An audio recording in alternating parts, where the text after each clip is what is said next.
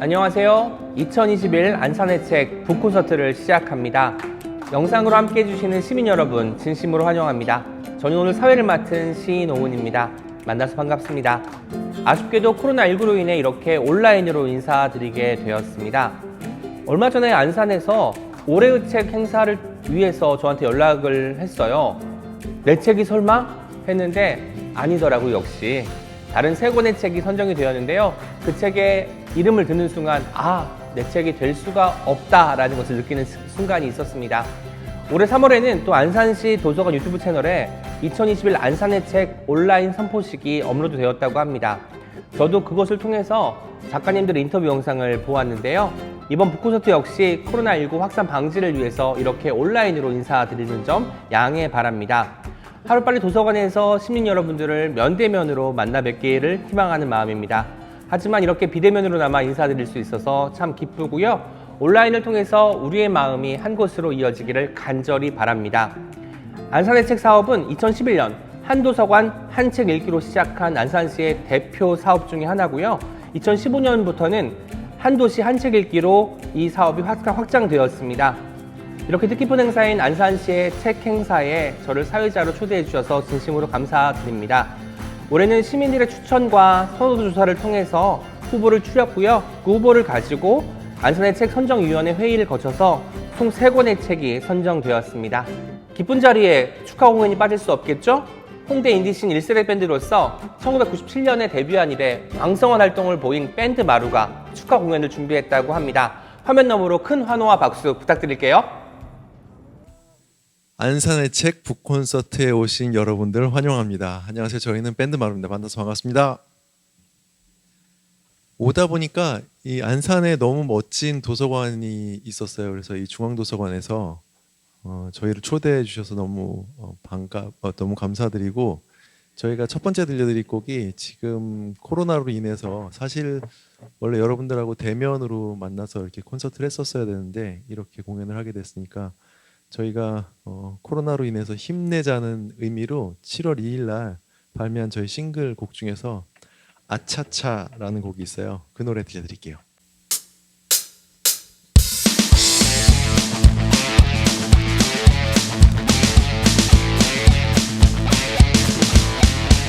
아차차 일어나 보니 해가 저물었네.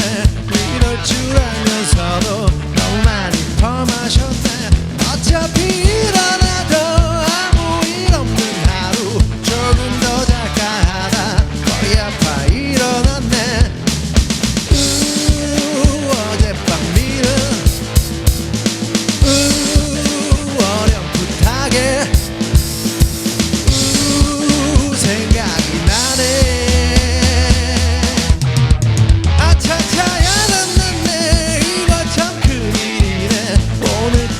써야 할 노래가 있었구나. 빌 받을 것 같다고 마시던 술에 내가 이렇게 질 줄이야. 아이고 머리 아파라. 아차차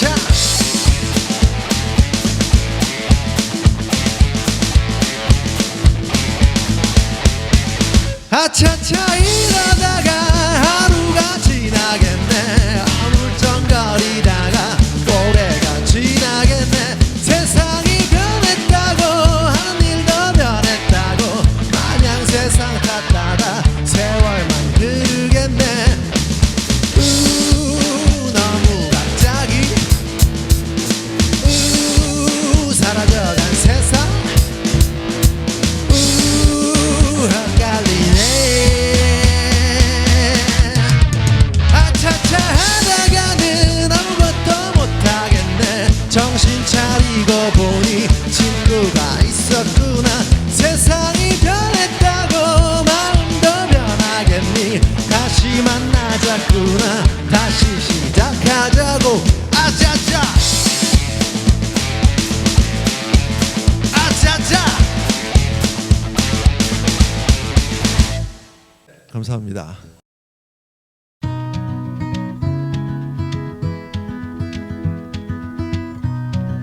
이제 여러분이 기다리시던 작가와의 만남 시간이 시작되었습니다. 오늘은 소문 바이러스의 최영미 작가님, 그리고 알로아 나의 엄마들의 이금희 작가님과 함께 하겠습니다. 일의 기쁨과 슬픔의 장유진 작가님은 아쉽게도 개인적인 사정으로 함께 할 수 없게 되었는데요. 책으로 먼저 만나보시면 좋겠습니다. 오늘 북콘서트에는 특별한 주제가 있습니다. 바로 책으로 공동체를 생각하다인데요. 오늘 함께하는 두 작가님의 책에는 공통점이 있어요. 바로 더불어 함께 살아간다는 것의 의미를 되새길 수 있다는 점인데요. 원인을 알 수 없는 전염병 사태 속에서 공동체의 혼란과 새로운 질서를 이야기하는 최영미 작가님의 책, 그리고 하와이라는 낯선 땅 위에서 역사적 아픔을 딛고 삶을 꾸려나가는 여성들의 연대, 이것이 바로 공통점인데요. 이 두 작가님과 함께 책에서 어떻게 공동체를 발현할 수 있을지에 대한 이야기를 나눠보도록 하겠습니다. 두 분 작가님 여기 모시겠습니다. 이번에도 여러분은 화면 너머로 크게 박수 보내드리면 됩니다. 여러분 안녕하세요. 네, 안녕하세요. 반갑습니다. 반갑습니다. 최영미 작가님, 이금희 작가님 진심으로 만나서 반갑습니다. 저는 시인 오은입니다. 이렇게 함께 하게 되어서 굉장히 기쁜데요. 두 작가님들 화면 너머의 독자님들께 인사 말씀 부탁드릴게요. 먼저 최영미 작가님부터 인사 말씀 부탁드릴게요. 안녕하세요. 동화 쓰는 최영미입니다. 이렇게 안산 시민 여러분의 선택을 받아서 이런 자리에 서게 돼서 너무 감사드립니다. 네, 반갑습니다. 이금희 작가님 이어서 인사해 주시죠. 예, 안녕하세요. 이금희입니다. 알로아 나의 엄마들을 쓸 때 힘들면서도 굉장히 즐겁고 행복했는데 이렇게 안산 시민의 책으로 뽑혀서 같이 그 기쁨과 행복을 공유할 수 있게 돼서 영광으로 생각합니다. 예, 감사합니다. 저는 이번에 그 2021 안산의 책으로 선정된 세 권의 책을 보면서 안산 시민 여러분들이 독서량도 상당하시고 또 식견도 굉장히 높다는 점에 놀랐는데요. 아마 두 분의 책을, 그리고 이제 장유진 작가님의 책을 읽고는 뭔가 큰 어떤 울림이 있었던 것이 아닌가 싶습니다. 코로나19 때문에 실제 현장에서 이렇게 만나서 작가와 독자가 소통하는 시간이 많이 줄었잖아요.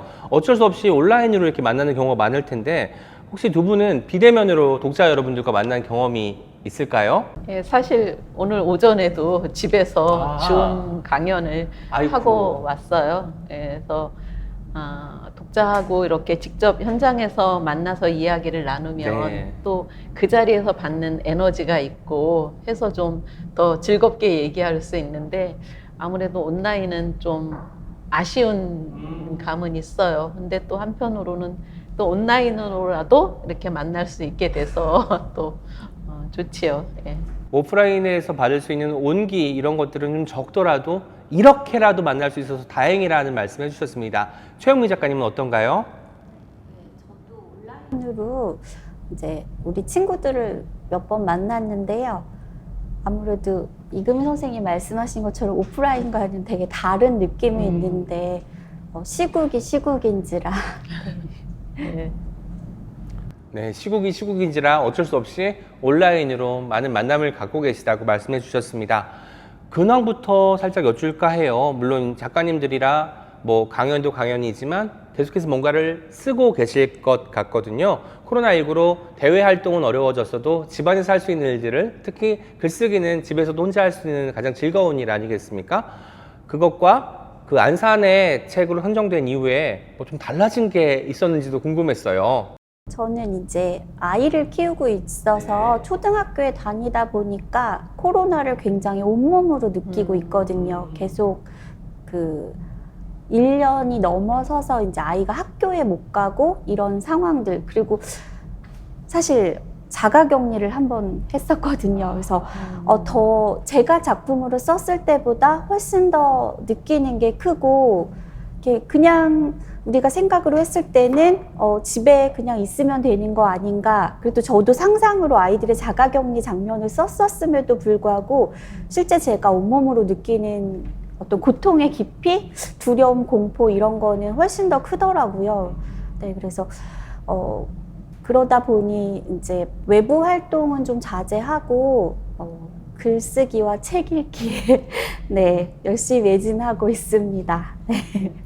그 소문 바이러스에 자가 격리하는 장면이 등장하잖아요. 실제로 그때 그 온도가 생활에서 느껴졌을 것 같은데 어떠세요?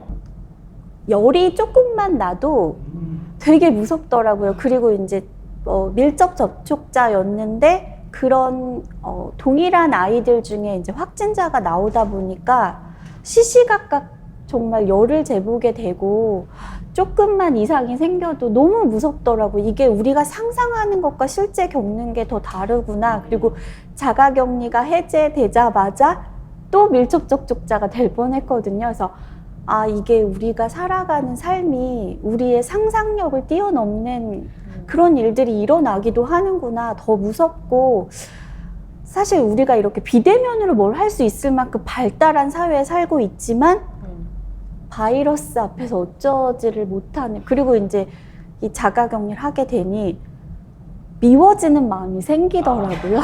그 원인 제공자들, 그리고 또 우리 아이가 비난받았을 때 그 가슴 아프면서 아, 내가 상상으로 썼을 때보다 우리가 실제 겪는 건 더 크구나, 그 파장이. 그래서 또 작가로서 이제 더 흉내내서 쓰는 글을 쓰지 말아야겠다, 더 깊이 고민해야겠다, 이런 생각을 하는 그런 계기가 좀 됐었습니다. 아무리 인간이 상상을 잘 발휘해서 글로 옮겨도 현실은 그것을 뛰어넘는 잔인함이 있는 것 같습니다. 이금희 작가님도 근황 들려주시죠.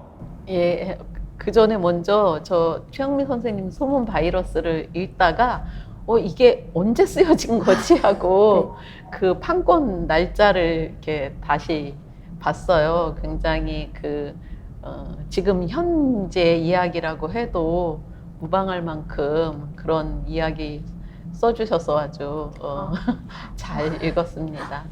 그러니까 최영미 선생님은 아직 그러니까 자녀가 어리고 하니까 그런 코로나를 이렇게 체감하고 하는 게 더 가까운 데서 하시는 것 같아요.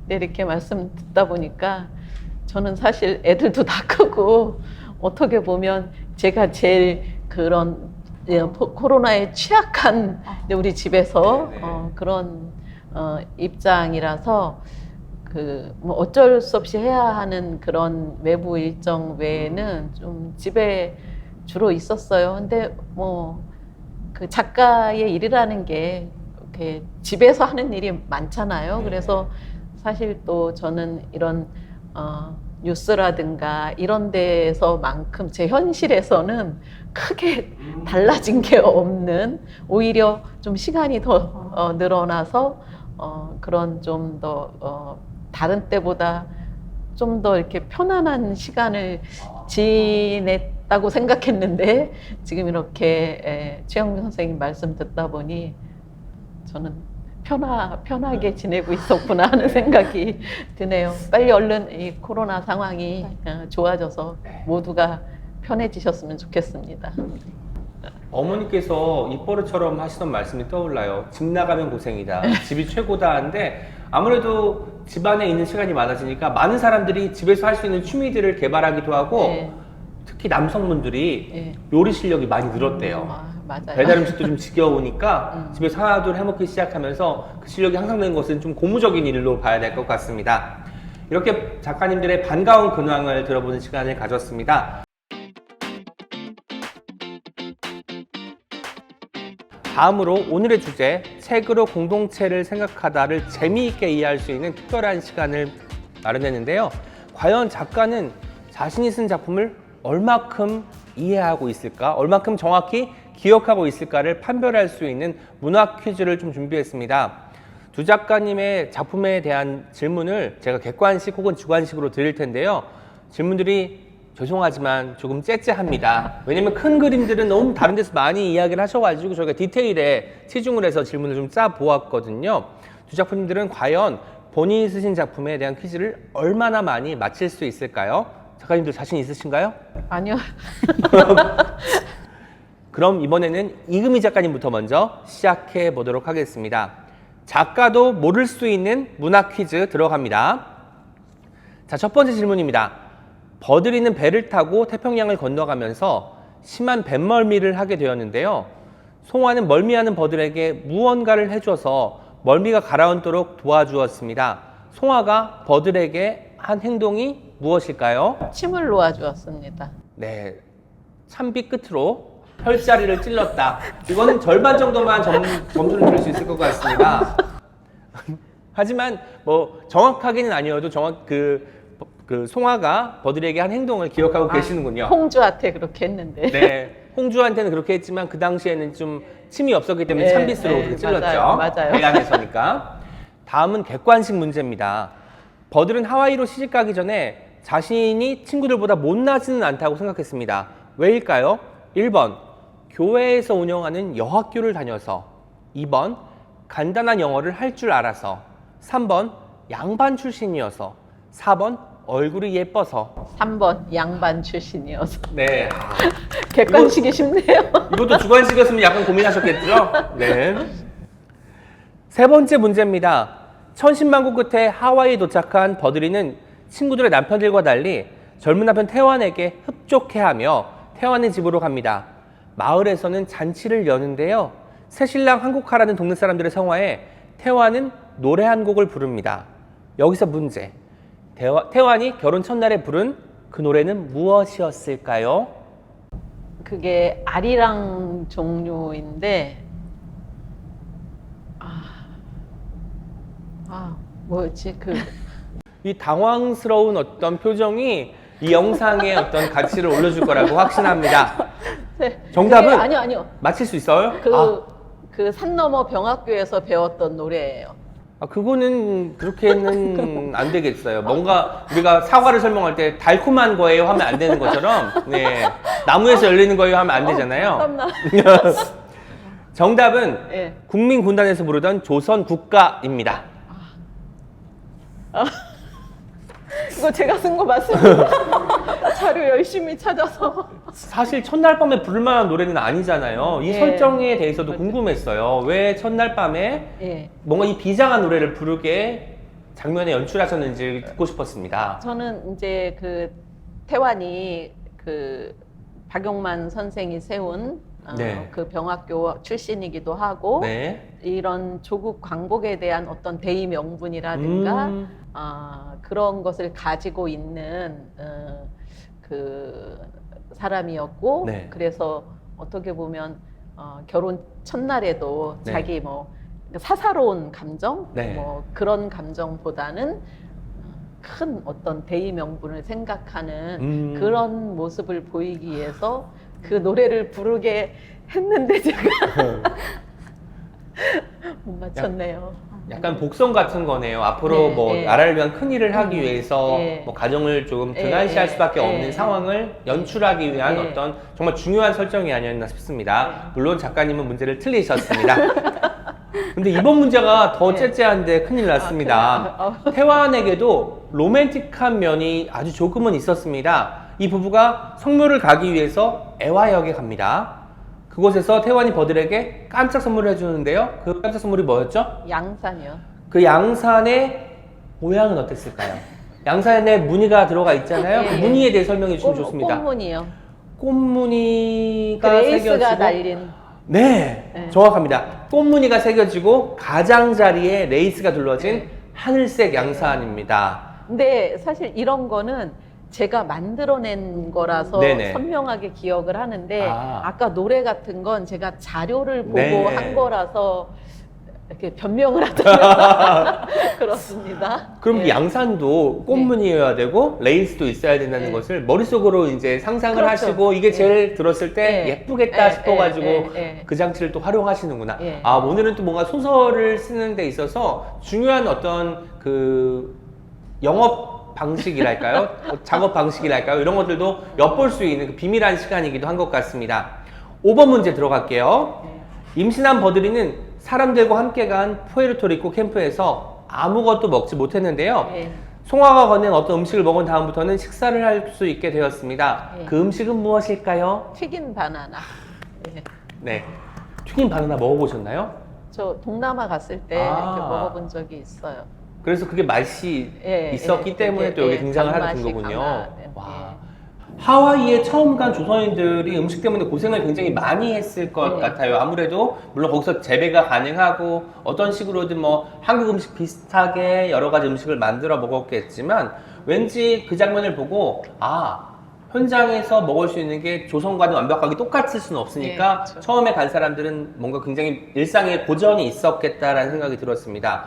조선인들의 어떤 의식주 생활과 관련해서 그게 하와이 건너갔을 때 이렇게 어떻게 먹고 살았는지의 조사는 또 어떻게 하셨는지 궁금했어요.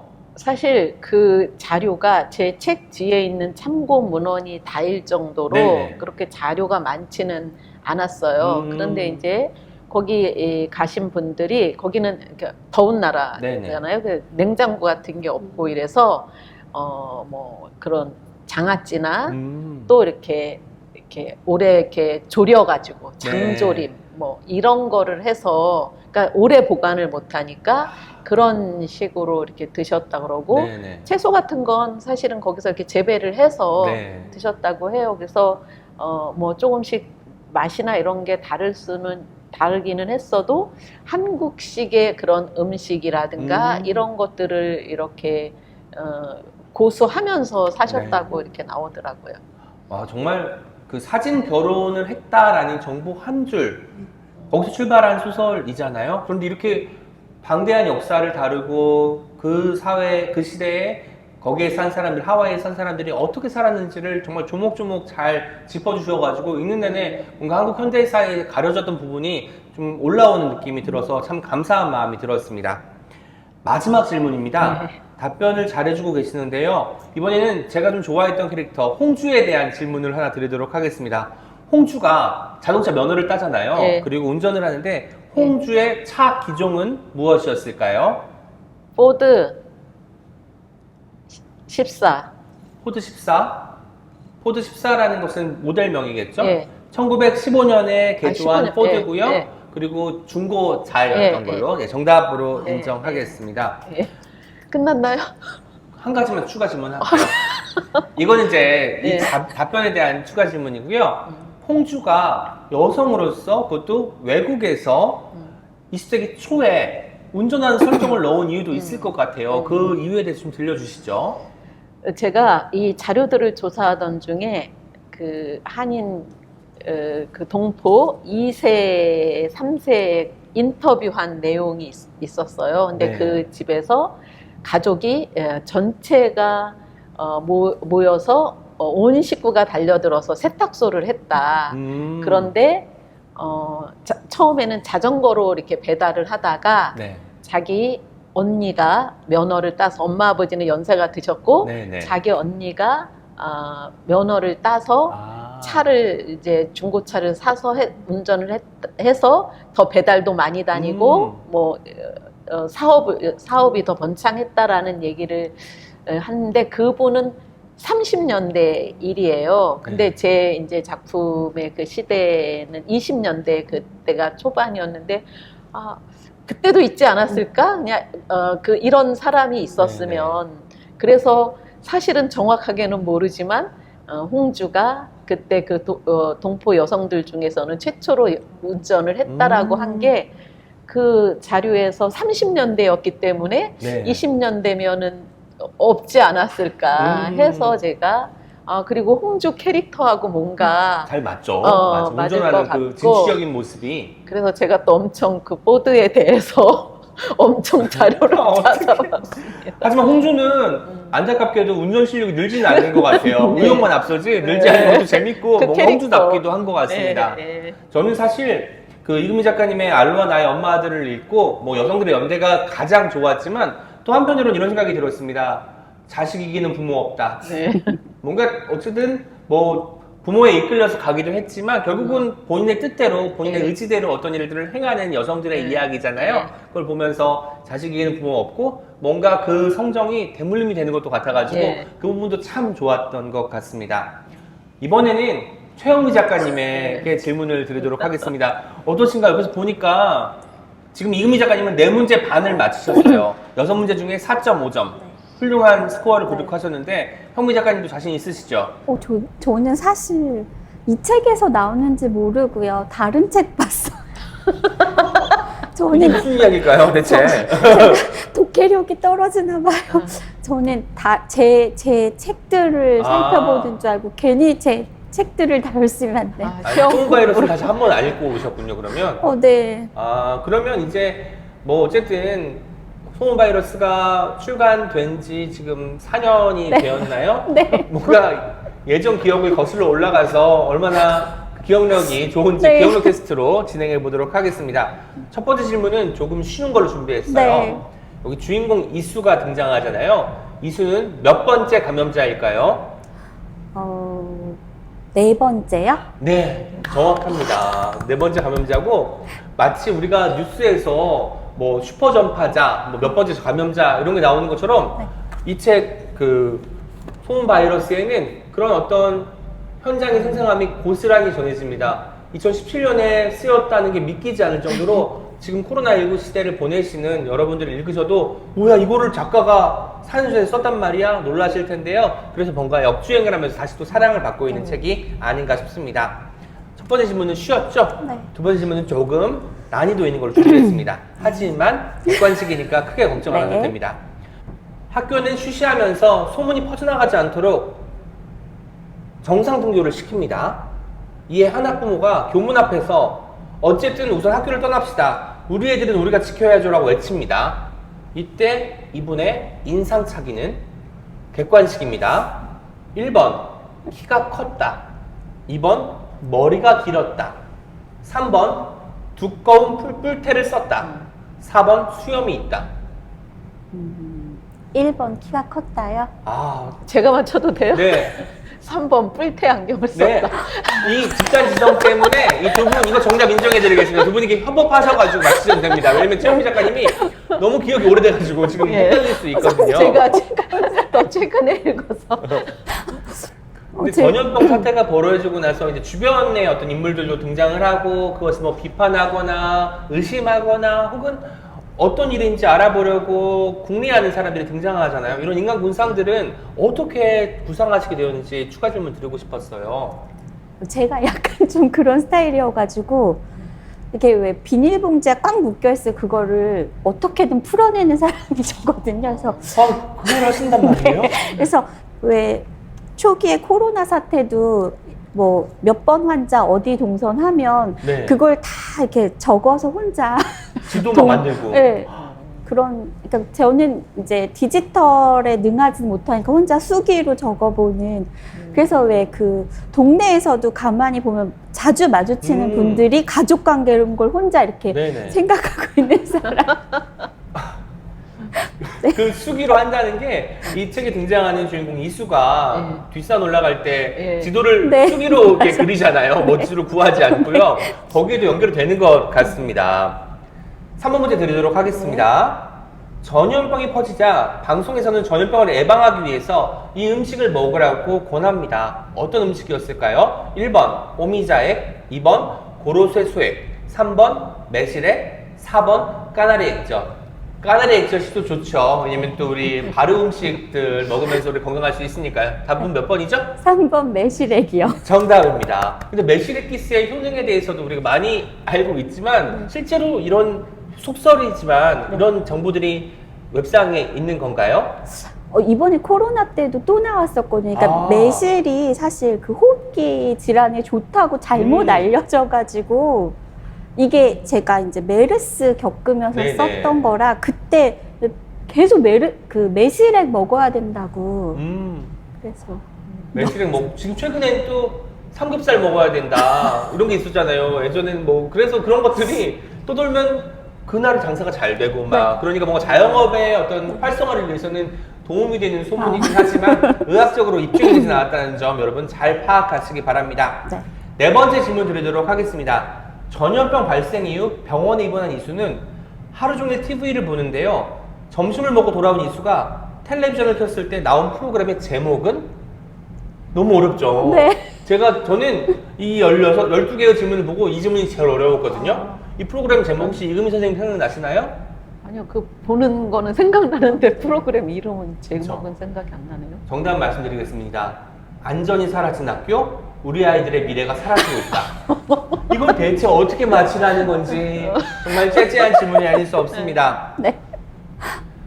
등교를 하지 못하니까 아이들이 단체 채팅방 통해서 소통을 하게 되잖아요. 4월 28일에 아이들은 단체 채팅방에서 신상이 노출된 가족 이야기를 하며 무서워하는데요. 그중 한 아이가 댓글 엄청 무서워. 우리 도시 폐쇄해야 한다고 지금 난리임이라고 말합니다. 이 다음으로 이어지는 채팅은 무엇일까요? 정확히 맞춰주세요. 아, 댓글 엄청 무서워. 우리 도시 폐쇄해야 한다고 지금 난리임. 이라고 하니까 이게 뭔가 말이 돼? 네. 상상력에서만 있을 수 있는 일 아니야? 상상에서만 있을 수 있는 일 아니야? 라고 생각하면서 일가를 한 친구가 있었어요. 네. 이런 일들이 어디에 많이 나오죠? 영화? 네. 판타지?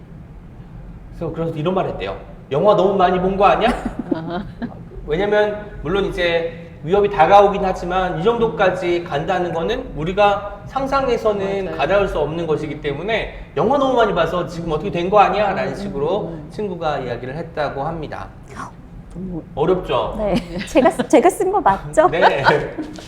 근데 결과적으로 이런 말들이 소문 바이러스가 책에서 말하고자 하는 바하고도 맞닿아 있는 것 같아요. 우리가 여러 가지 어떤 그 전염병 혹은 이런 바이러스들이 창궐 하고 이야기들이 돌고 그 중에 상당 부분은 괴담이잖아요. 이럴 때 이런 이야기를 듣고 어떻게 걸러서 받아들이느냐, 그리고 주변에 또 어떻게 알리느냐에 대해 사람들에게 경종을 울려주는 작품이 아닐까 싶은데, 처음에 이런 그 헛소문이나 혹은 그리고 잘못된 경로로 전파되는 어떤 이런 소식들에 대해서 이 그 소문 바이러스랑 연결을 어떻게 시키실지 고민을 하셨을 것 같은데 그 대목 좀 들려주시죠.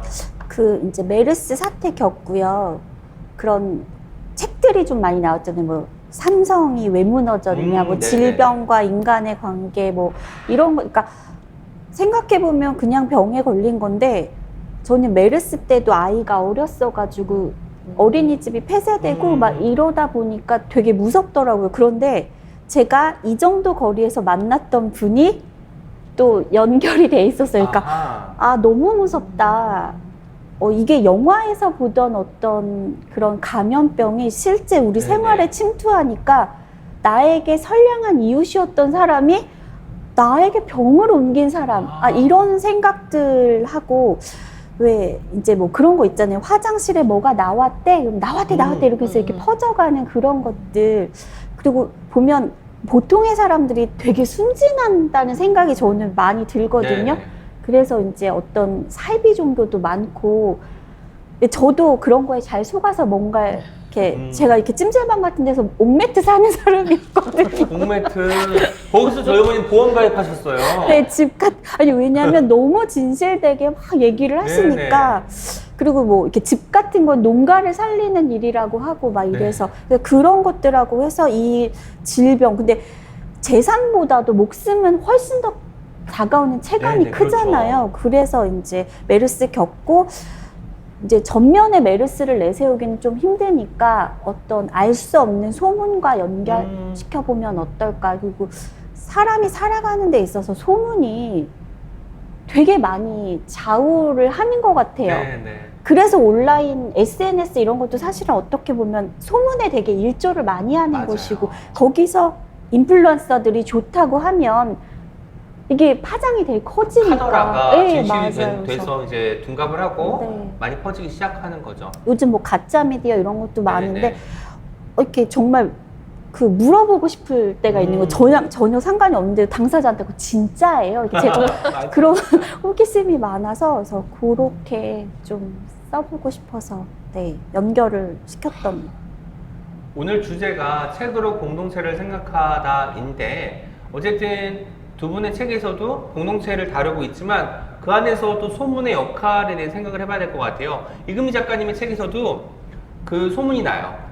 신부 결혼, 사진 결혼을 한다라는 소문이 나서 이제 누구도 들어오고 하고, 그 아는 사람이 이제 아름아름 이제 퍼뜨리는 소문일 수 있고, 또 이제 하와이로 건너가서는 윗마을 교회 다니냐 아랫마을 교회 다니냐 이 소문이 또 나기 시작하면서, 뭐 쟤는 어떤 사상을 가지고 있어, 쟤는 누구를 지지하는데, 이런 소문 때문에 갈등이 일어나고 뭔가 벌어지면서 이걸 다시 어떻게 메울 수 있을까를 고민하는 장면이 다 등장하잖아요.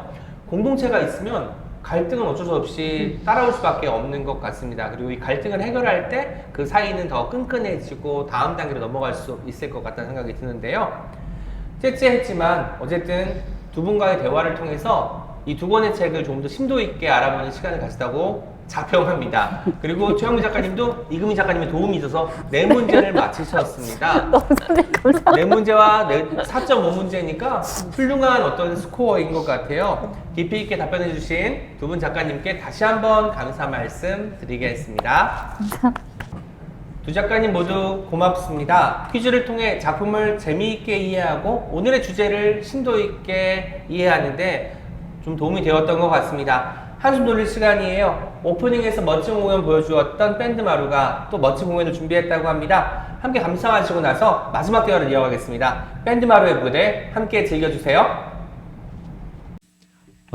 두 번째 들려드릴 곡은 아까 보니까 그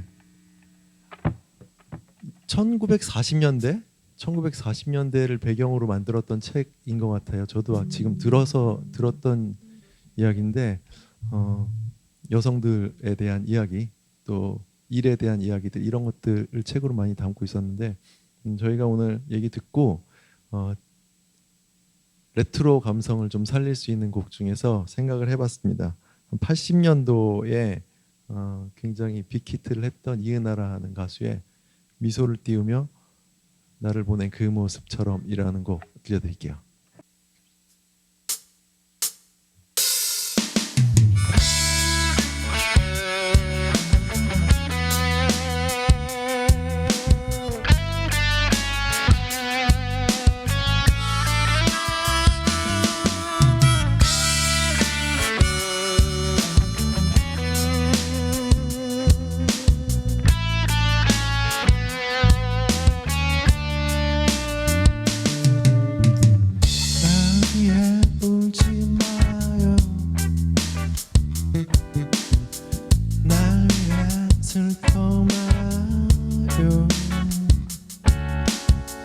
그렇게 바라보지 말아요. 의미를 잃어버린 그 표정. 날 사랑하지 말아요. 너무 늦은 얘기잖아요. 애타게 기다리지 말아요. 사랑은 끝났으니까. 그대 왜 나를 그냥 떠나가게 했나요? 이렇게 다시 후회할 줄 알았다면 아픈 시련 속에 방황하진 않았을 텐데.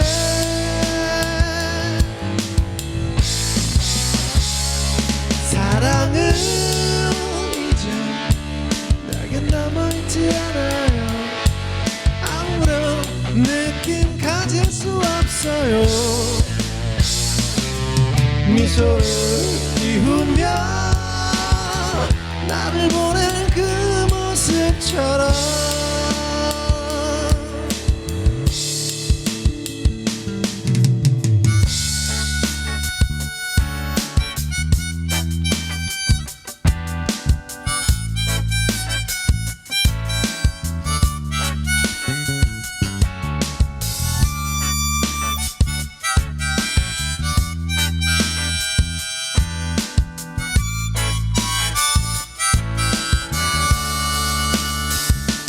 그대 왜 나를 그냥 떠나가게 했나요? 이렇게 다시 후회할 줄 알았다면 아픈 시련 속에 방황하진 않았을 텐데.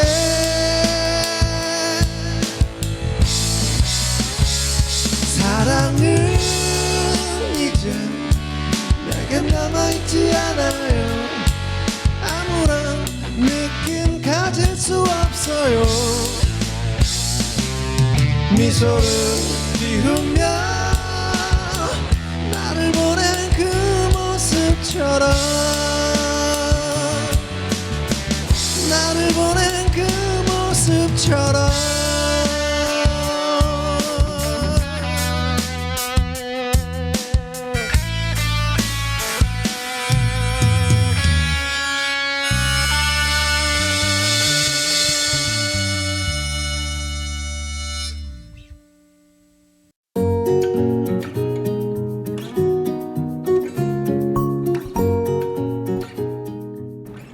밴드 마루의 공연 잘 보았습니다. 멋진 무대 보여주신 밴드 마루께 다시 한번 감사 말씀드립니다. 다음으로는 시민 여러분과 소통하는 시간을 마련했습니다. 아쉽게도 현장에서 질문을 받고 거기에 대한 답변을 생생하게 전달하지는 못하지만 저희가 사전에 질문을 받아가지고 작가님들께 전달해 드리도록 하겠습니다. 작품에 대한 여러분의 갈증이 좀 풀리시는 시간이었으면 좋겠습니다. 먼저 이금희 작가님께 질문 드리도록 하겠습니다. 작품 속에서 경남, 개성, 용강 등 다양한 인물의 사투리 구사가 인상적입니다. 사투리를 따로 공부하신 건가요? 그리고 다양한 사투리를 실감나게 묘사하기 위해서 뭐 다른 도움을 받으셨나요? 이런 질문이 있었습니다. 저는 뭐 고향이 충청도라서 그 작품 속에 나오는 사투리들과는 전혀 연관이 없어요. 그러네요. 그런데 사진 신부들의 대다수가 영남 출신이라는 자료가 있어서 그 고증을 살리기 위해서 경남 사투리를 써야 했어요. 네. 그래서 그 사투리가 나오는 영화들을 굉장히 많이 찾아 들어서 이렇게 체화될 정도로 내가 마치 그 지역 사람인 것처럼 그렇게 한 다음에 이제 그걸 문장으로 이렇게 쓰고 또 그것만 가지고는 안 돼서 네. 그 지역 분들, 주위 작가분들한테 그 지역 출신인 작가분들한테 이렇게 사투리가 맞는지 물어보기도 하고 뭐 단어 뭐 이런 것들은 사투리 사전을 찾아보기도 하고 그렇게 했습니다. 사실 책 한 권 만들기 굉장히 좀 오랜 시간이 걸리는 것 같아요. 우리는 금방 쓴다고 생각하지만 이 대사 하나하나도 적확한지 그 현장에서 실제로 이렇게 말할 법한지를 계속 고증하는 절차가 필요하다는 말씀이었습니다. 다음 질문 드릴게요. 등장인물 펄이 대학에 들어간 게 약 1940년대일 것 같은데요. 이 시기에 동양계 미국인이 미국에 있는 대학교에 들어가는 일이 그리 흔한 일은 아닐 것 같아요. 그런데 펄이 들어가는 걸로 설정하신 이유에 대해서도 듣고 싶었습니다.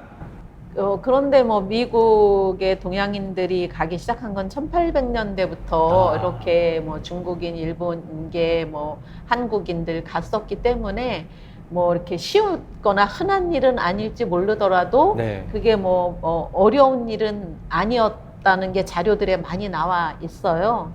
그리고 오히려 펄이 그 가려는 대학이 무용을 전공하는 네. 대학이어서 그런 대학이 미국에 그 당시에 많지 않았다고 해요. 그래서 자료를 찾아본 끝에 그 시기에 그 무렵에 무용과가 있는 대학이 그 나라에서 그 주립 그런 대학이 두 군데 있다. 그 당시에? 그러면서 위스콘신 대학이 그중 하나라고 해서 제가 위스콘신 대학으로 한 거예요. 그러니까 그러면 위스콘신 대학이 그나마 하와이에서 좀 가까웠던 아니, 모양이에요? 미국 본토에 있는 건데 네네. 가깝고 이런 걸 떠나서 떠나서? 이 펄은 이제 춤을 추겠다고 네. 하는 아이니까 예, 멀더라도 뭐 이렇게 갔겠죠. 미국 뭐 땅이 워낙 넓으니까. 네. 예. 연결되는 질문인데요. 펄이 어쨌든 위스콘신 대학으로 본토로 가겠다라고 하면서 뭔가 이민 2세대의 이야기가 막 시작되면서 이 소설이 끝나는 것 같아요. 그러면 알로와 나의 엄마들을 읽은 저뿐만 아니라 많은 독자분들은 그들은 또 어떻게 살았을까 궁금해질 수밖에 없을 텐데요. 혹시 알로와 나의 딸들 뭐 이런 제목으로 2부를 집필하실 생각은 없는지 궁금했어요. 뭐 구체적으로 그렇게 펄의 그 뒤 이야기를 쓰겠다 네. 이런 계획은 없지만 뭐 1940년대, 뭐 60년대 이렇게 그때 그 시대의 여성들의 이야기를 쭉 그려서 제 작품 전체를 통틀어서 봤을 때 20세기 여성들의 이야기를 한번 쭉 그려보고 싶은 생각은 갖고 있어요. 20세기가 100년이니까 아마 이금희 작가님의 이 어떤 계획이 완벽하게 실현이 되려면 앞으로도 많은 작품을 써내야 하실 텐데요. 뭔가 독자의 입장에서는 참으로 기쁜 일이 아닐 수가 없습니다. 이번에는 최영미 작가님께 질문 드리도록 하겠습니다. 소음 바이러스에는 아이들이 이제 자가 격리가 되면서 만나지 못하는 경우가 생기고 단체 채팅방이 시끄러워지잖아요, 매일같이. 그런데 이 단체 채팅방으로 이렇게 대화의 어떤 창구를 설정한 이유와 함께 이 말투가 굉장히 현실적이면서 정말 아이들이 할 법한 말들이었거든요. 이 말들을 구사하기 위해서 자녀분들의 그 채팅방을 슬쩍 엿보신 적은 없는지라는 질문이 들어왔습니다. 네. 이게 그냥 대화로는 좀 불가능한 상황이잖아요. 전화나 네. 아이들이. 그런데 이제 단체 채팅방을 하면 사파를 그리기에도 시각적인 어린이들이 읽는 책이니까 그런 효과도 좀 있었고요.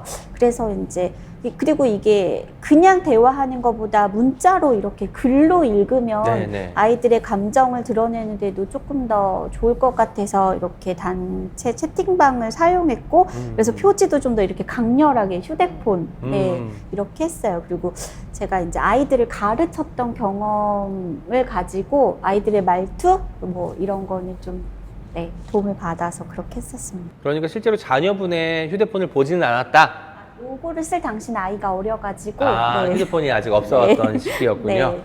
그 주인공 이수가 굉장히 멋진 캐릭터예요.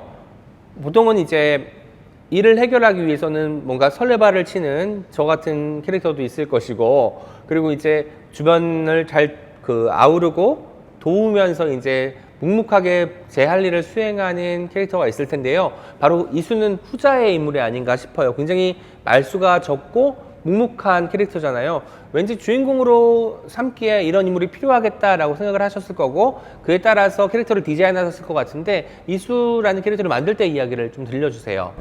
이게 어떤 재난 영화의 그런 생각들을 많이 떠올리면서 작품을 구상했었거든요. 네. 그래서 재난 영화에도 보면 캐릭터들이 되게 많이 나오잖아요. 급박한 상황이니까. 네. 그래서 이제 설레발을 치는 캐릭터도 나오고 이기적인 캐릭터도 나오고 하는데 이게 어린이들에게 영향을 주는 책이기 때문에 어떤 그런 극명한 갈등 상황 속에서도 자기를 잘 지키면서 상황을 이렇게 중심을 잡아주는 캐릭터가 화자여야 된다고 생각을 했어요. 그러니까 처음에는 재훈이 같은 친구를 화자로 내세울까도 생각을 했어요. 첫 번째 확진이 되는 친구고 네.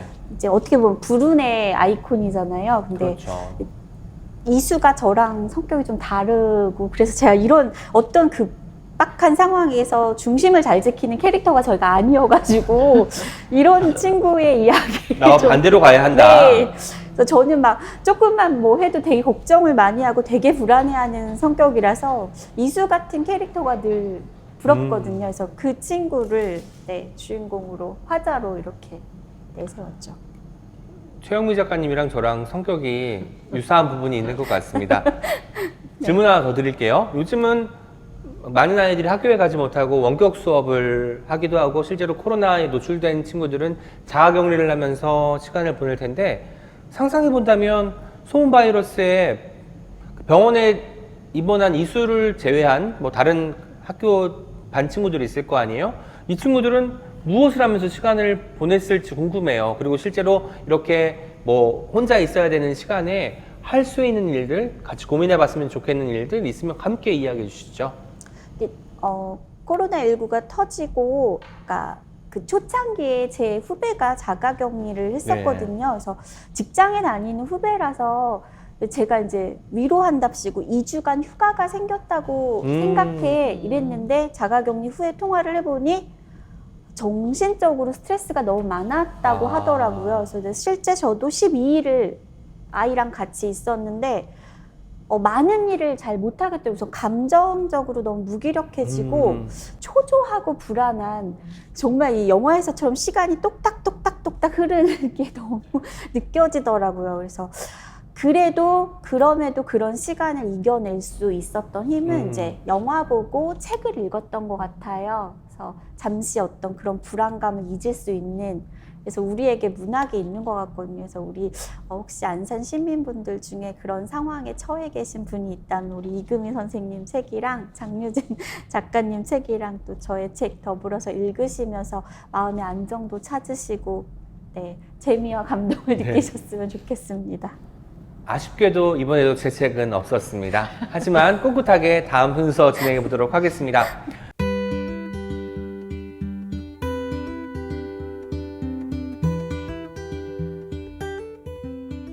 독자분들과 함께 하지 못했지만 멀리서나마 어떤 마음을 저희가 건네받은 느낌이었어요.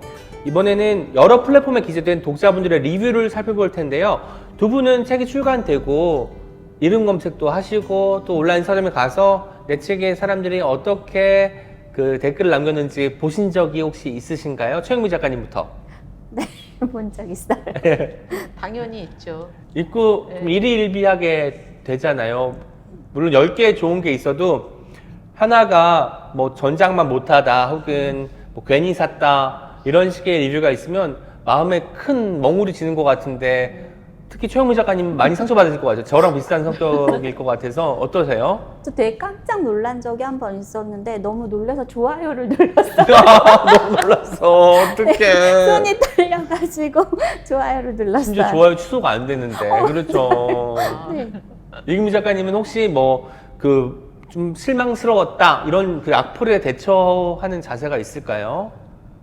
저는 뭐 그 악플도 관심이다라고 생각하는 아. 쪽이기는 해요. 그런데 이 알로하 나의 엄마들을 읽고 어떤 분이 이제 그 되게 낮은 평점과 함께 그 여기서 보면 작품의 개성 아주머니의 네네.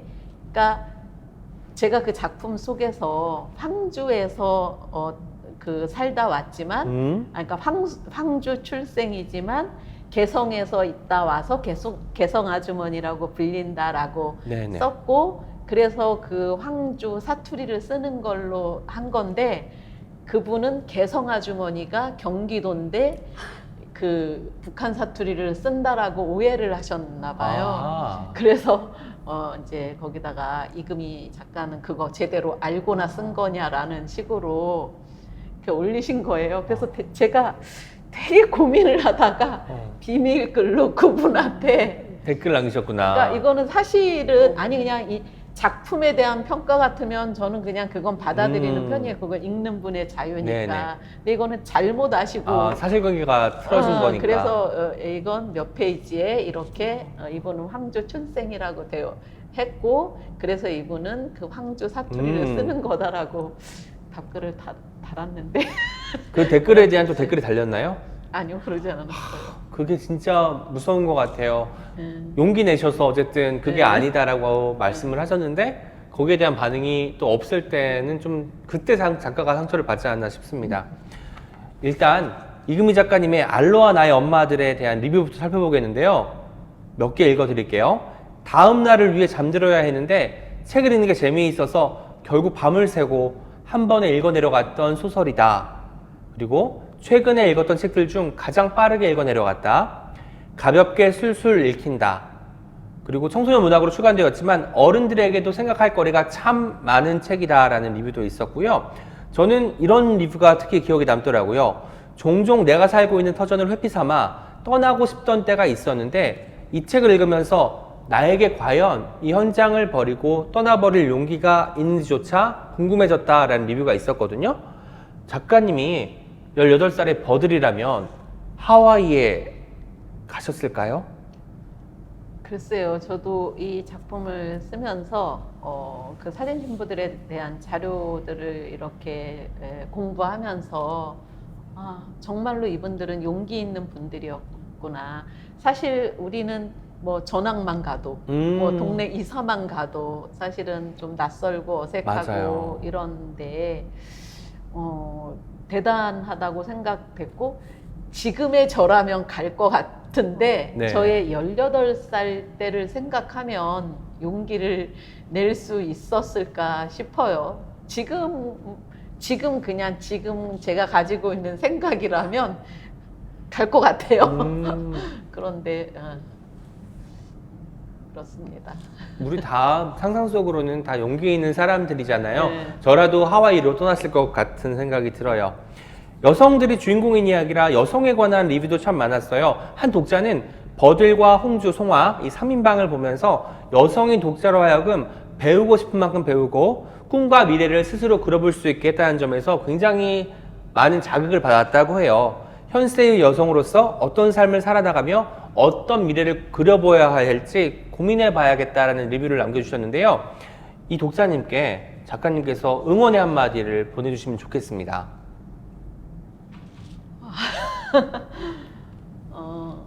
저는 이 작품을 쓰면서 사실 그러니까 자매라는 그러니까 네. 제가 이 작품을 쓸 때 그 한마을에서 떠난 세 명의 사진 신부라는 그 사진을 보고서 영감을 얻어서 쓴 거거든요. 네. 그러면서 어떤 그러니까 자매를 그리고 싶었고 네. 그 연대를 통해서 어려움을 극복해 나가는 모습을 그리고 싶었거든요.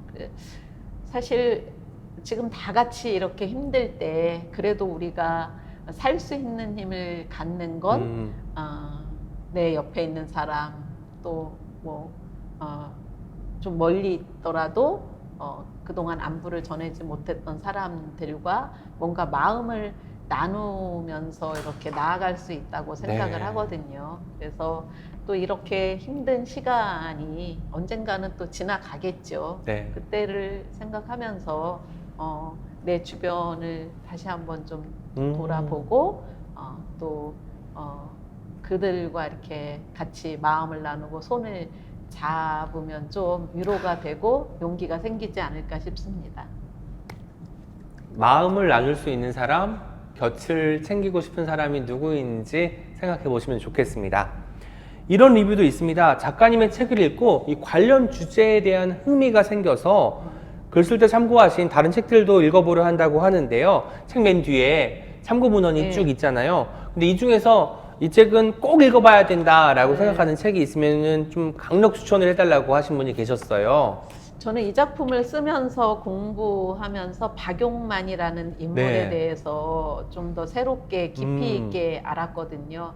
그러니까 역사는 승자의 기록이라고 하잖아요. 맞아요. 그동안 역사의 뒤안길에 이렇게 감추어져 있던 분이라서 그 이상묵 선생이 쓰신 박용만과 그의 시대라는 네. 것을 한번 박용만이라는 그 인물에 대해서 좀 더 새롭게 알 수 있는 기회가 되셨으면 좋겠고, 또 이덕희 선생의 하와이 이민 100년이라는 거가 이 그 이민 100년사를 좀 전체를 관통해서 다룬 거라서 그러니까 개괄적으로 그 역사를 네, 쭉 네. 아실 수가 있거든요. 사진 결혼부터 시작해서 어떻게 예, 살아왔는지. 하와이 그러니까 사진 신부 이전부터 네네. 하와이 아. 사탕 수수밭으로 간 노동자들의 삶부터 네. 다뤘기 때문에 그 두 권을 한번 읽어보시면 음. 이 전체를 좀 아실 수가 있을 것 같아요. 또 다른 독자님들께서는 작품을 읽으면서 현장감이 무척 생생했다고 합니다. 이 책이 드라마나 영화로 제작되어서 영상으로 만나봤으면 하는 바람도 비쳤는데요. 드라마나 영화화가 된다면 어떤 부분에 중점을 두고 싶은지 그런 질문을 던져주셨고요. 제가 추가로 하나 드리자면 혹시 가상 캐스팅도 해보신 적이 있는지 머릿속으로 궁금했어요. 예, 해본 적 있어요. 이 첫째로 만약에 어디에 중점을 두느냐 하면은 지금은 하와이에 가보면 네. 이 사탕수수 농장이라든가 이런 게 다 골프장으로 바뀌고 그런 그 무대가 남아있는 곳이 거의 없거든요. 그래서 그 광활하면서도 그 황막한 어떤 그 사탕수수 농장이라는 걸 잘 재현했으면 좋겠어요. 그리고 농장을 주변으로 형성되었던 노동자들의 숙소인 그 캠프들이라든가 그런 것들을 잘 이렇게 했으면 일단 무대를 잘 구현했으면 네네. 좋겠고요. 가상 캐스팅이라고 한다면 저는 그 버들이라는 인물을 고화성 같이 고화성 같은 고화성 배우. 그 배우. 잘 어울려요. 네, 네. 그런 홍주는 홍주는 제가 젊은 홍주를 이렇게 생각하고 한 건 그 고아라. 고화성 고아라. 고아라. 뭔가- 이름이 비슷하네요. 네, 고아라 배우 어울리네요. 그렇게 막 경상도 사투리를 네네. 되게 잘 쓰고 활달하고 화려하게 생기고 그러고 송화는 송화는 김소현. 김소현. 네, 김소현. 예, 그 배우. 그 배우가 했으면 좋겠고. 근데 이게 재미있는 게 그 태환이라는 인물을 네네. 저는 김강호라는 그 배우를 네네. 생각하면서 그렇게 생겼을 거다라고 생각하고 썼는데 그런 얘기를 한 적이 없는데 이 편집자랑 만나서 이 이제 교정 보고 막 이러는 도중에 자기는 이 태환이를 보는데 자꾸 김강호라는 배우가 생각난다는 거예요. 그래서 제가 막 흥분해가지고 나랑 똑같았다고. 그랬던 뭐 그 정도 더 많은 인물들 다 이렇게 생각했지만 그 부산 아지매를 그릴 때는 이정은 배우를 이정은 배우님, 아이고 너무 잘 어울리네요. 막 머리에 떠올리면서 썼어요. 뭔가 제가 질문을 하고도 답변을 들으니까 그 소설 속에 등장하는 분들은 하와이에 갔지만 또 다도 인물이 출중하신지 그런 사람들은 마치 하와이에 갈 수 있었던 것 같은 생각이 들기도 하네요. 약간 씁쓸해졌지만 그래도 너무 이런 상상만으로도 유쾌한 어떤 경험을 주셔서 기쁩니다. 여기까지 이금희 작가님 리뷰를 살펴보고 왔습니다. 이야기 나눠주신 이금희 작가님 감사하고요. 이번에는 최영미 작가님과 함께 리뷰를 읽고 이야기 나눠보겠습니다. 최영미 작가님의 소문 바이러스는 아무래도 장편 동화로 출간되었고 동화다 보니까 어린이들이 많이 주독 차층이 될 텐데요. 그래서 아이들의 어떤 리뷰를 많이 찾아보게 되었어요. 그리고 리뷰가 훨씬 더 순수합니다. 전남 여수에 있는 한려초등학교 3학년 학생의 리뷰를 살펴볼게요. 코로나 바이러스도 두렵지만 소문은 더 무서운 것 같다. 코로나는 현미경으로 보면 보이긴 하지만 소문은 보이지 않기 때문이다. 정체 모를 소문은 끝내는 우리를 파괴시킬 수도 있다. 그래서 어른들이 가짜 뉴스를 걱정하시는 거 아닐까? 소문 따위로 우리가 파괴되면 안 되니까 헛소문을 퍼뜨리지 말고 진실의 귀를 기울여야 한다라고 말했어요. 너무 멋지지 않아요? 네. 초등학교 3학년이래. 어른보다 더 거의 잘 무슨 썼네요. 문학평론가 수준의 리뷰를 남겨주셨는데요. 작가님의 집필 의도를 굉장히 명확하게 파악하고 계신 게 아닌가 싶습니다. 작가이자 어른으로서 진실에 귀를 기울이려면 어떻게 해야 될까요? 그 무수한 많은 정보 속에서 그 소문들 속에서 진실에 귀를 기울이려면 우리가 어떻게 해야 되죠? 저는 팔랑귀여가지고 내가 진심이면 되지 않을까요? 내가 어떤 목적이나 내 마음 자체가 그런 게 있으니까 그런 쪽으로 들리는 게 아닌가 그런 생각, 내가 듣고 싶은 얘기들을 듣게 되는 거 아닌가 이런 생각도 조금 들더라고요. 진실에 가닿기 위해서는 진심으로 가닿아야 된다. 원론적이지만 굉장히 뼈가 있는 울림이 있는 답변이었습니다. 다음으로 강원도 원주 중앙초등학교 5학년 학생의 리뷰입니다. 소문은 좋은 소문도 있지만 거의 다 나쁜 소문을 낼 때가 많다. 그래서 소문은 무섭기도 하지만 잘만 사용하면 왠지 부자가 되거나 슈퍼스타가 될 수 있기 때문에 그렇게 무섭지만도 않은 것 같다 라는 리뷰를 남겨줬어요. 어떻게 생각하시나요? 소문으로 부자가 되거나 슈퍼스타가 될 수 있을까요? 소문에 그 악영향이 아니라 순영향이 있다면 뭐가 있을까요? 순영향이요? 이렇게 순영향에 대해서는 잘 생각을 안 해본 것 같아요. 악영향만 생각해보고 소문은 왠지 부정적 어감으로 자꾸 사용이 되고 우리 서동요 때부터 뭔가 소문을 내서 의도한 거대로 내가 뭔가를 이렇게 얻으려고 만들어내는. 제가 오은 시인님은 너무 멋있고 착해요가 소문이 아니잖아요. 아니 소문이다 소문으로 부족해서 진실이죠. 아니 진실도 아니고 이게 지금 거짓을 유포하시면 곤란합니다. 허위사실 유포가 그런가요? 얼마나 큰 문제인데. 네, 죄송합니다. 아무튼 이게 그러니까 소문을 내서 내가 뭔가 이루고자 하는 바가 있으니까 소문이 나는 거지. 미담이 소문처럼 가나요?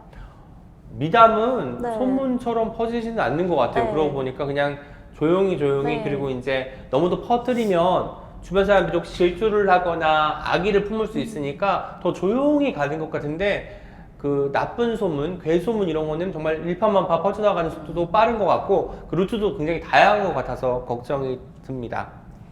그럼 저희가 그 중앙초등학교 5학년 학생에게는 답변을 제대로 못한 것으로 반성하겠습니다.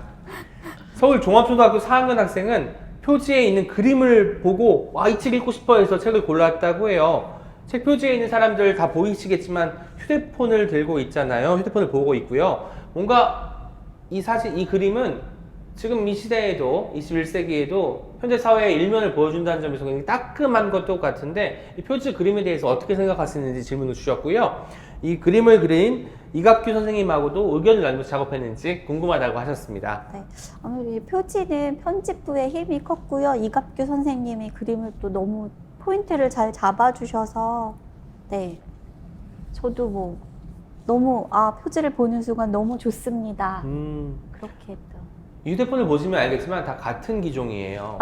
뭔가 그래요? 아동용으로 나온 뭔가 그런 폰들이 있잖아요. 그런 느낌이 듭니다. 네. 예리하시네요. 다음으로 서울 화랑초등학교 5학년 학생의 리뷰입니다. 이 학생은 실제 메르스 때 엄마가 메르스 환자가 발생한 병원의 직원이어서 엄마와 격리된 경험이 있다고 합니다. 잘못된 정보라는 것을 알게 되었다 해도 이미 나를 거쳐 다른 곳으로 달려가 버린 소문은 따라가서 잡기도 고치기도 어렵다 라는 부분이 참으로 인상 깊습니다. 작가님이 인터뷰에서 몸의 상처보다 마음의 상처가 더 깊고 오래 간다고 말씀하셨는데요. 소문의 당사자가 된 사람들이 입은 마음의 상처는 어떻게 치유할 수 있을까요? 어려운 질문. 어린이들이 수준이 너무 높은데요. 네. 그러니까 뭐 아까 우리 선생님도 말씀하셨지만 세월이 지나고 다 지나가기는 하는데 억지로 되는 거는 아닌 것 같기는 해요. 네. 네, 그래서 그 상처를 이겨낼 수 있는 마음의 힘, 근육 뭐 이런 거를 길러야 되고 그렇게 기르려면 또 책을 봐야 되나요? 결국은 소문 바이러스와 알로나의 엄마들 일의 기쁨과 슬픔으로 결론이 나고 있어요. 여러분 2021 안산의 책 많은 사랑 부탁드리겠습니다. 실제로 정말 소문이 퍼지면 언젠가는 진실이 밝혀지면 이 소문이 없던 것이 되지만 그 사이에 내가 입었던 그 당사자가 입었던 정치적인 피해는 복구하기가 힘들잖아요. 그래서 마음이 다치기 굉장히 힘든데 그럼에도 불구하고 이 소문이 헛소문이라는 게 언젠간 밝혀지고 진실이 들어서면 나에 대한 오해가 풀릴 거야 라는 믿음을 계속 유지해 나가는 태도가 무엇보다 필요할 것 같습니다. 이 밖에도 재미있는 리뷰가 참 많았는데요. 작가님들과 이야기 나누지 못해서 좀 아쉽습니다. 함께 리뷰를 이렇게 읽고 들은 시간이 어떠셨나요, 두 분? 뭔가 수준이 굉장히 상당하다는 생각이 드는데 최영미 작가님 어떠셨어요, 먼저? 네, 너무 놀랍네요. 놀라워요. 초등학생들이. 네. 이금희 작가님 어떠셨어요? 뭐 이렇게 좋은 평들 해주시는 게 뭐 이렇게 응원해 주시는 것 같아서 또 다음 작품 쓸 때 큰 힘이 될 것 같습니다. 네.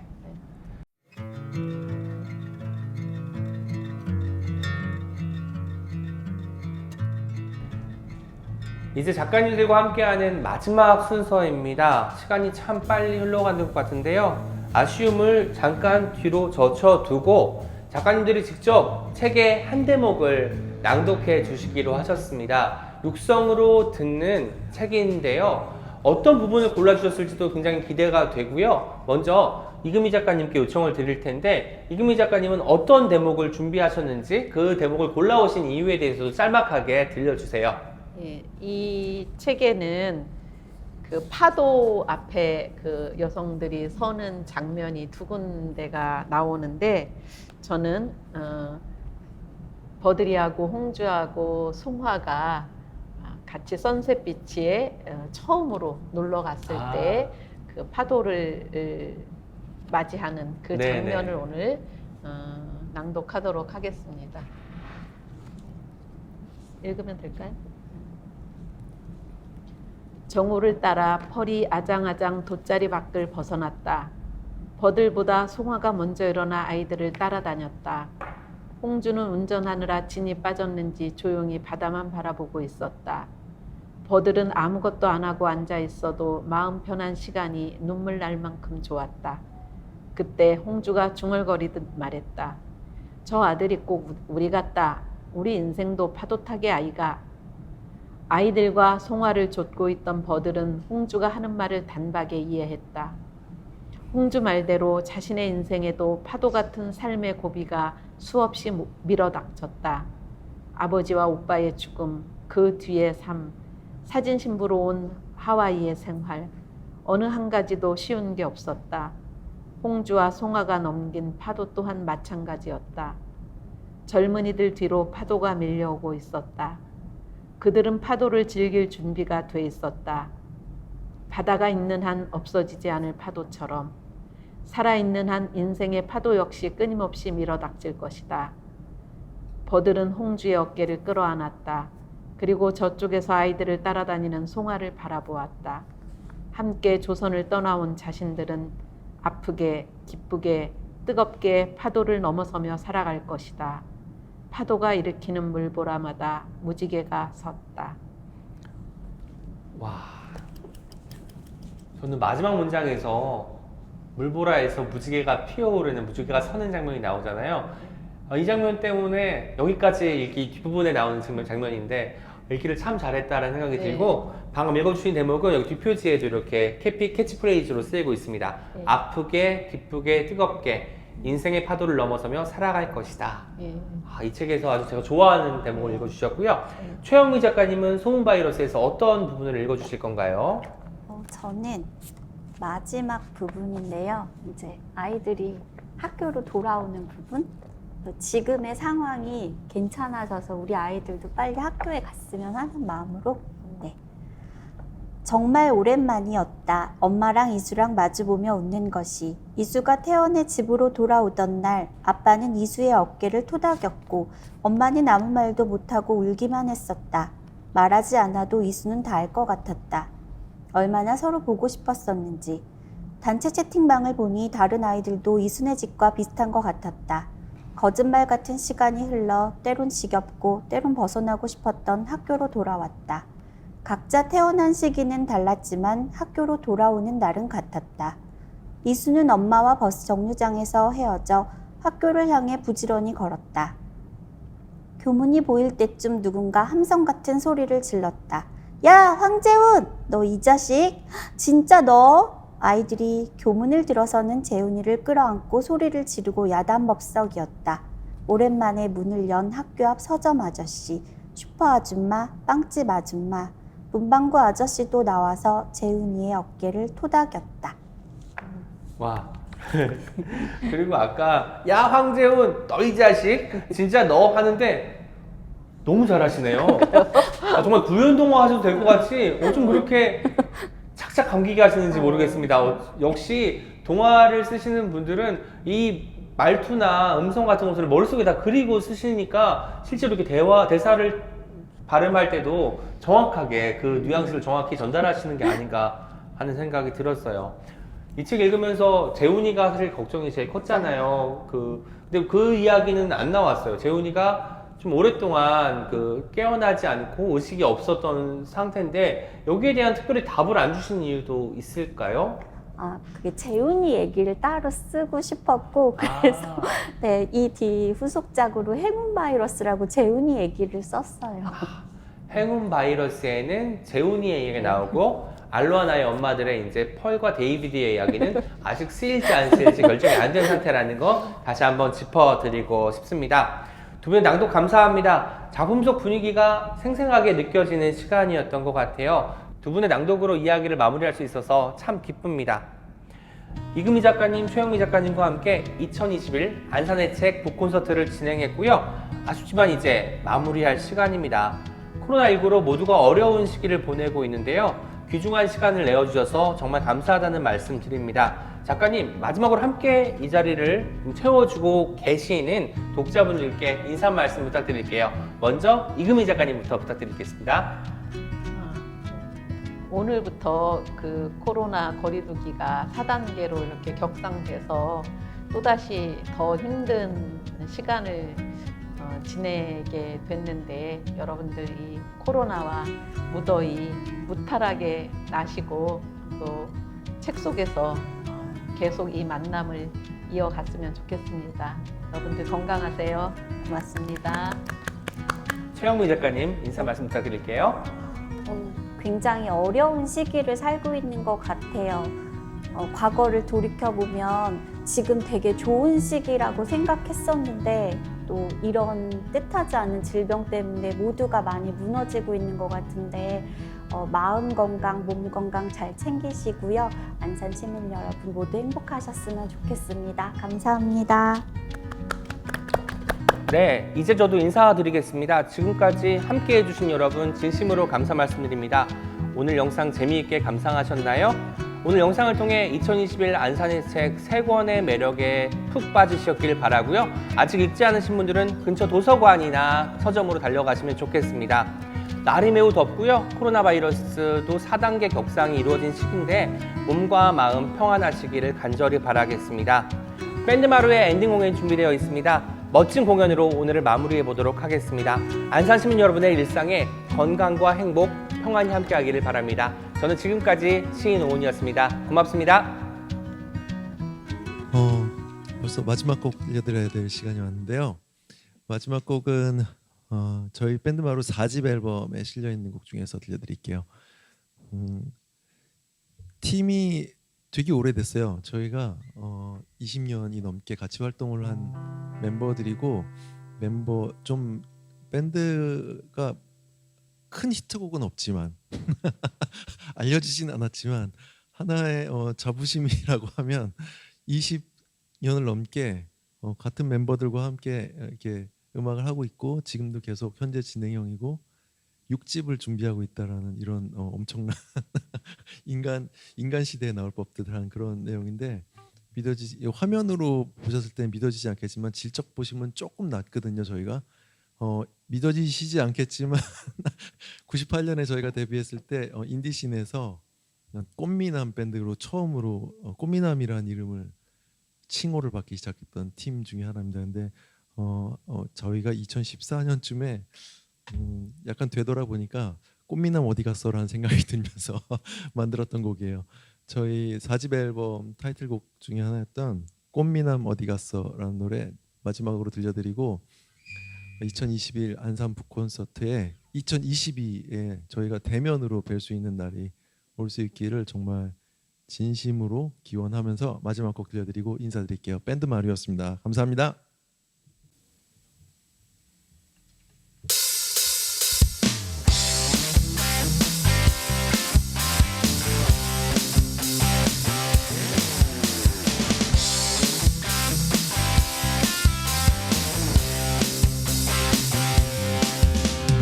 어느 멋진 봄날 벤치에서 마음에 드는 그녀와 얘기해요.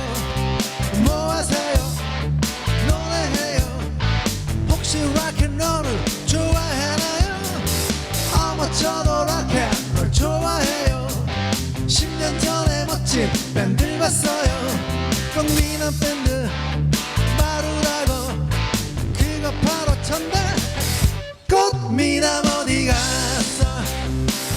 꽃미남 어디 갔어?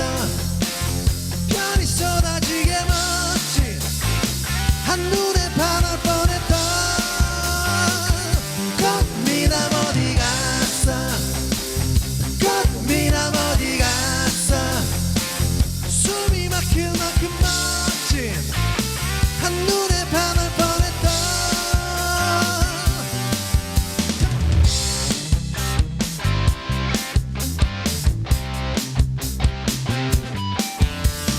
어느 멋진 가을 카페에서 소개받은 그녀와 얘기해요. 뭐 하세요? 베이스 쳐요. 혹시 베이시스트 좋아하나요? 어머 내가 봤던 사람 있죠. 몇 년 전인지는 기억 안 나요. 점프란 팀 베이시스트 헤이 헤이 그거 바로 옌데. 꽃미남 어디 갔어? 꽃미남 어디 갔어? 별이 쏟아지게 멋진 한눈에 반할 뻔했던 꽃미남 어디 갔어? 꽃미남 어디 갔어? 숨이 막힐 만큼 멋진 한눈에 반할 뻔했던